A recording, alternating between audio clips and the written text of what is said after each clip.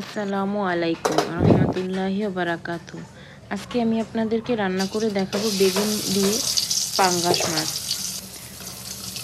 পাঙ্গাস মাছগুলোকে প্রথমে তেলে ভেজে নিচ্ছি। পাঙ্গাস মাছ কার কার পছন্দ কমেন্ট করে জানাবেন।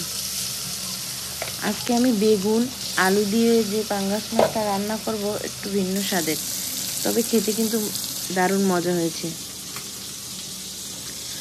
আমার লাগছে পেঁয়াজ, কাঁচামরিচ, বেগুন, আলু। এখন আমি একটি পাত্র নিয়ে নিচ্ছি। পাত্রটা গরম হলে তেল দিয়ে এর ভিতরে দিয়ে দিচ্ছি পেঁয়াজ, কাঁচামরিচ। এগুলো তেলে হালকা ভেজে এর ভিতরে লবণটা দিয়ে দেবো। লবণ দিলে পেঁয়াজগুলো তাড়াতাড়ি নরম হয়ে যাবে। এখন দিয়ে দিচ্ছি মরিচের গুঁড়া, হলুদের গুঁড়া, জিরার গুঁড়া, ধনিয়ার গুঁড়া।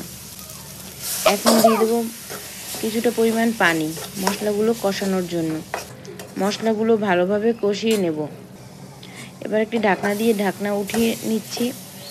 এরপরে যখন দেখবেন মশলাগুলো দিয়ে তেল বের হচ্ছে, তেল বের হওয়ার পরে দিয়ে দেবেন হচ্ছে বেগুন, আলু।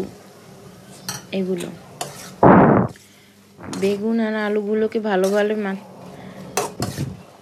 মশলার সাথে লাড়িয়ে নেব। এরপর লাড়ানো হয়ে গেলে বেগুনগুলোকে একটা ঢাকনা দিয়ে ঢেকে দিচ্ছি।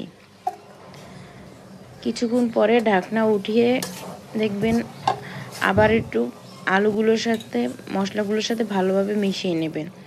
এ পর্যায়ে দিয়ে দেব পরিমাণ মতো পানি।